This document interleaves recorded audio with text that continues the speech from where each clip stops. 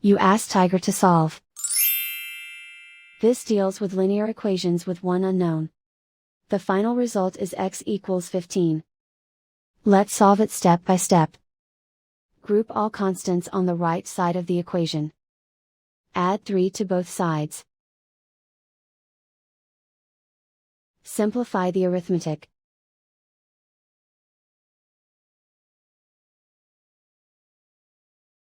Isolate the x. Divide both sides by 5. Simplify the fraction. Find the greatest common factor of the numerator and denominator. Factor out and cancel the greatest common factor. And so the final result is x equals 15.